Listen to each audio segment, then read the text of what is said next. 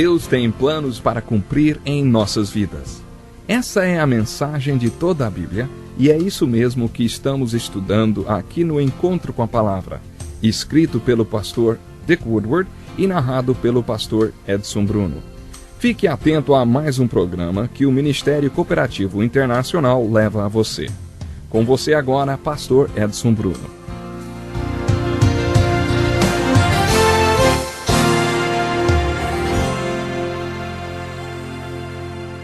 Muito obrigado, Darrell. Aqui estamos nós para mais um encontro com a palavra. Pegue sua Bíblia e junte-se a nós. Em nosso último estudo, vimos os grandes sermões de Moisés no livro de Deuteronômio. Terminamos fazendo uma aplicação daquele que os antigos rabinos consideram como mais importante de todos os sermões de Moisés, o do capítulo 6 de Deuteronômio, que diz respeito à educação espiritual dos nossos filhos. Esse sermão é seguido de outro sermão de Moisés, também muito importante e registrado no capítulo 8. Todos esses textos são os grandes sermões que Moisés estava pregando. Repetindo esses sermões, falam sobre a palavra de Deus e a importância de obedecê-la. Há ainda outra revelação nesse texto. Refere-se ao sermão do capítulo 8, versículos 1 a 14, sobre a palavra de Deus e sobre como nós a aprendemos. Tereis muito cuidado em cumprir todos os mandamentos que hoje vos ordeno. Essa frase será repetida várias vezes nesse livro. Observe a exortação feita em relação à palavra de Deus.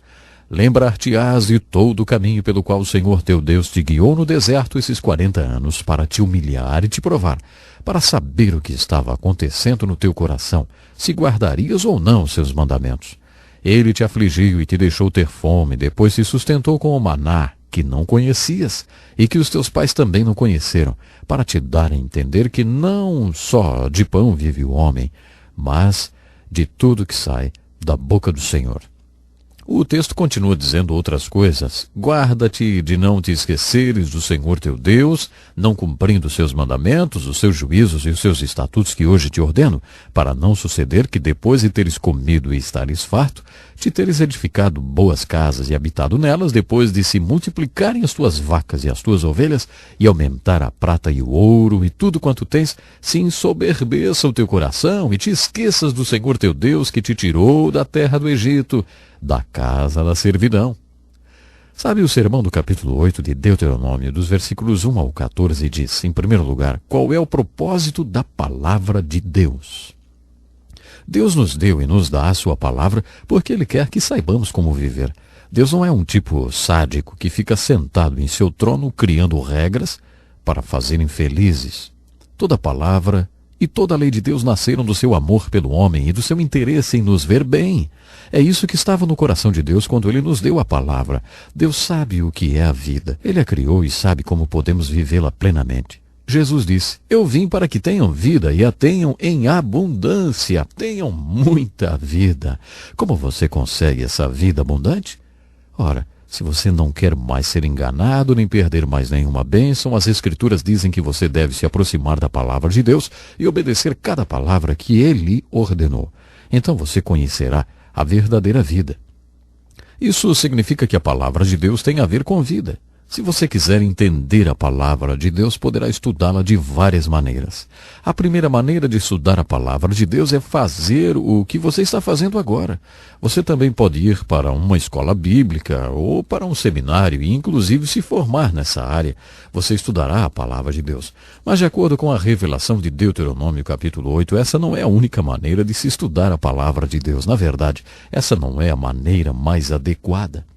Se a palavra de Deus tem a ver com vida, então outra maneira de estudá-la é estudando a vida. Creio que a palavra de Deus nos dá a compreensão da vida e que a vida nos dá a compreensão da palavra de Deus. Portanto, quanto mais você conhecer a palavra de Deus, mais conhecerá a vida.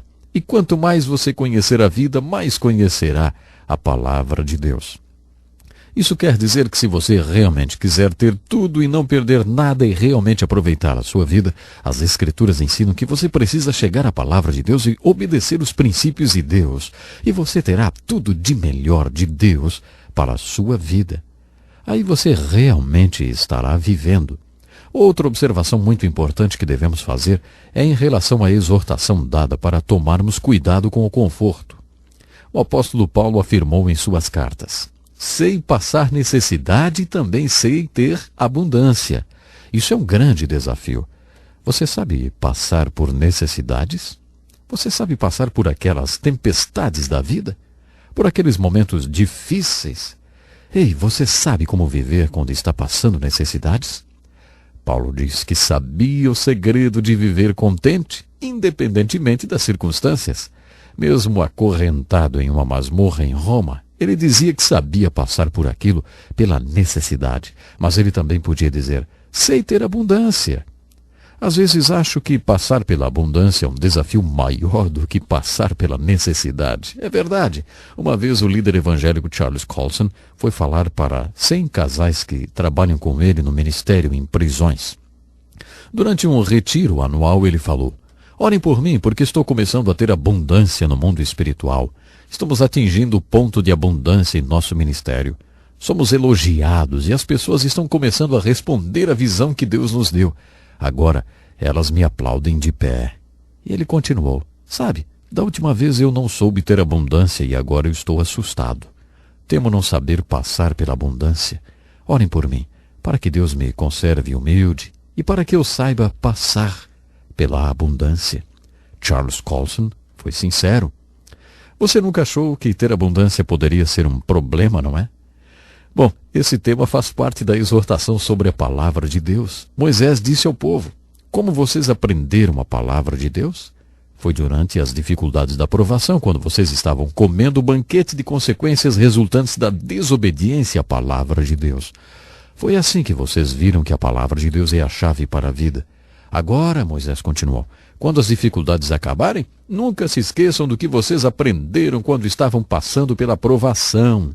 Quando vocês estiverem em abundância, não se esqueçam que é tempo de vigiar. Aquele, pois, que pensa estar em pé, cuide, para que não caia. Kenneth Scott Latourette, historiador da igreja, fez uma observação interessante. Se a Igreja de Jesus Cristo fizer sua obra e evangelizar o mundo de hoje nesses tempos de prosperidade em que vivemos, será a primeira vez na história que isso acontecerá. O povo de Deus não faz sua obra quando está próspero ou vivendo bem. A tendência é que eles se tornem apáticos e apóstatas quando estão prósperos. Parece que o povo de Deus só faz a obra quando passa por dificuldades. A igreja nasceu no meio da hostilidade do Império Romano. Nos 3 primeiros séculos da igreja houve 3 grandes ondas de perseguição. Mas a igreja nunca foi tão fértil, nem tão forte e nem tão viva como naquele tempo de perseguição. Acho que precisamos nos lembrar disso e também do desafio que Moisés e Paulo lançaram de sabermos passar tanto pela abundância como pela necessidade. E quando você estiver passando pela abundância, não se esqueça de Deus. Observe quantas vezes os profetas e apóstolos disseram: lembre-se, lembre-se, nunca se esqueça de Deus quando tiver abundância. No livro de Deuteronômio, encontramos um sermão melhor que o outro. Depois desse sermão que acabamos de ver, segue-se outro sermão sobre a graça de Deus. Moisés disse ao povo: quando o Senhor fizer vocês entrarem na terra prometida e vocês tiverem conquistado o inimigo, quando o Senhor fizer isso por vocês, não digam para vocês mesmos que o Senhor fez isso porque vocês são bons. Não, Moisés continuou, não é porque vocês são bons, mas é por causa da impiedade das outras nações que ele está fazendo isso. Não é porque vocês são um povo bom e justo. Vou dizer mais uma vez. Ele está fazendo isso por causa da impiedade dos outros povos e por causa da promessa que fez aos seus antes de Abraão, Isaque e Jacó. Vou dizer outra vez. E essa era a 4ª vez. Acho que ele queria ter certeza que o povo tinha entendido. Jeová, seu Deus, não está dando essa terra boa porque vocês são bons. Porque, na verdade, vocês não são bons. Vocês são um povo ímpio e teimoso. Vocês não acham sutil? É sutil a maneira como ele coloca isso. Nas Escrituras há um conceito muito bonito, o da graça de Deus. Graça de Deus significa um favor ou bênção de Deus, mesmo que se apresente na força e no poder de Deus. Não me importa de que forma a graça de Deus é apresentada, é o favor e a bênção de Deus que vem sobre nós. Não porque somos bons ou por causa do nosso mérito, ou por causa do que conquistamos. Jamais podemos nos esquecer disso. Quando pensamos que já aprendemos tudo, percebemos que ainda falta aprender mais. Portanto, graça é um favor imerecido de Deus. Nós não merecíamos esse favor. Mas Deus teve graça e tem graça. Uma vez, em um sábado à noite, perdi a paciência totalmente. Eu era pastor de uma igreja grande. Um dos meus filhos já deveria ter chegado e já eram 2 da manhã. Eu tive que sair atrás dele para buscá-lo. Fiquei muito bravo e perdi totalmente a paciência. Você não acha que isso acontece com pastores, não é? Pois é. Mas aconteceu comigo às 2 da manhã. Algumas horas mais tarde, às 11 da manhã, eu estava em frente a uma grande congregação. Sentei no púlpito e falei para Deus. Sinto muito por tudo isso que aconteceu, Senhor. Mas hoje o Senhor não vai poder operar através da minha vida. Hoje o Senhor não vai poder fazer nada comigo. Eu estraguei tudo e por isso o Senhor não vai operar. Bom, o texto bíblico daquela manhã foi especialmente importante para mim. Era o texto em que Jesus ensinou a parábola do fariseu e do publicano. Eu nunca tinha percebido que ele tinha ensinado a parábola para aqueles que se achavam justos. Nunca tinha observado isso antes. Enquanto eu lia aquele texto de maneira responsiva com a igreja, foi como o Senhor estivesse me falando. Você confia em sua própria justiça. Por isso acha que na semana passada e na anterior eu podia operar, porque você tinha passado bem aqueles dias. Agora que você teve um dia ruim, perdeu a paciência e tal, acha que eu não posso trabalhar, não é? É, pastor, você não entende nada da minha graça. Era isso que Deus estava falando para mim. Então eu continuei e preguei do mesmo jeito. Eu quase não podia acreditar. A unção do Espírito Santo foi derramada poderosamente naquele dia. Talvez você ainda não tenha aprendido isso. Esse trecho diz, não é porque você é bom, mas porque Deus é bom. Ele ama e abençoa você. Ele é um Deus que possui graça. É isso que significa a palavra graça. E é essa a incrível exortação do capítulo 9 de Deuteronômio.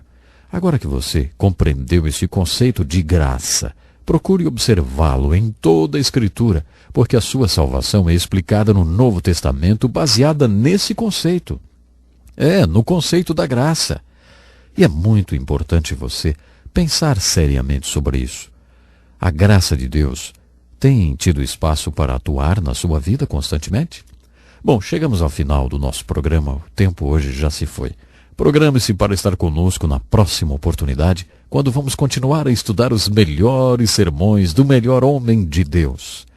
Escreva para nós, enfim, entre em contato conosco e, sem dúvida, Deus tem algo especial para você através da sua imensa graça. Até o próximo programa. Que lição importantíssima.